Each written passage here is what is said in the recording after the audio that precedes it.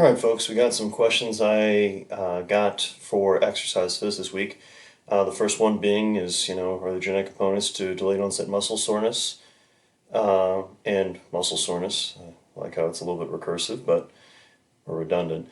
At the end of the day, a little bit, where you can maybe have some issues with the costamere and effectively the structure of the muscle that keeps your sarcomeres cytoskeletally or effectively linked to your cell membrane. So individuals that have got a little, maybe some issues there, it really shows itself in like muscle dystrophy. They're going to incur a lot more muscle damage from doing the same amount of exercise. Otherwise, you can always have influences of things like hormonal levels, testosterone, growth hormone. So genetics is going to definitely play a bit of a role, but things like nutrition, things like previous training history, and then overall recovery, so like how much rest and sleep someone's doing, those are probably going to have the bigger effects. With overtraining in the immune system, there is potentially some foods that are going to be more pro-inflammatory and some foods that are going to be less inflammatory. Anything that you're allergic to is going to be inflammatory, so that's pretty bad.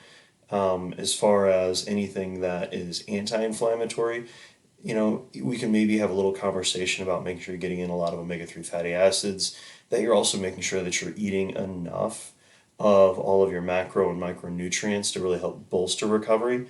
And we then talked about the super supplementation of antioxidants and how that's going to actually kind of backfire a little bit on us.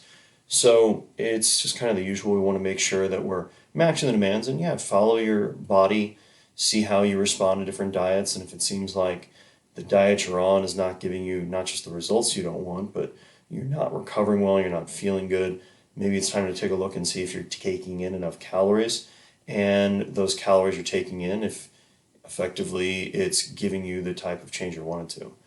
And then the last question was with bodybuilders and body composition. When they drop the carbs low, are they getting into ketogenesis and ketosis? Quite possibly, depending on what their approach is. There's obviously some bodybuilders that prefer to do a very low carbohydrate, still high protein, and then moderate fat diet, and they're probably starting to get into some very maybe a low level amount of ketosis, specifically if they're going completely no carb. Then there's other bodybuilders that are going to be proponents of a high protein but more moderate carbohydrate and low fat. And this is like when you're getting to competition where you really got to cut things back. So they're still going to have enough carbohydrate support that they're probably not getting into true nutritional ketosis.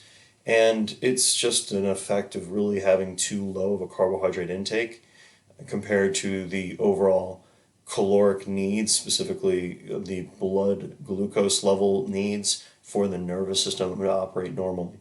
So because of that, they use ketones as a fuel. Ketosis can be completely safe for someone that is entering it appropriately, whereas obviously when you talk about individuals that are diabetic and they're going into it, that's where you're going to be talking about ketoacidosis, and that is obviously potentially life-threatening. So yes, they can definitely do it to a certain extent, depending on nutritional approach. And obviously anybody can play around with the ketogenic diet and ketosis. It's a personal choice in my mind. There is obviously some really interesting nutritional applications out there for the ketogenic diet, but it's not the end all be all. And remember, folks, whatever people find is the way that works for them to lose weight, they tend to become very evangelical about how this is the way for everyone else to also lose weight. So just be mindful of the fact that the methods that work for you might not work for everybody. So thanks for listening, guys, and have a great day. Bye-bye.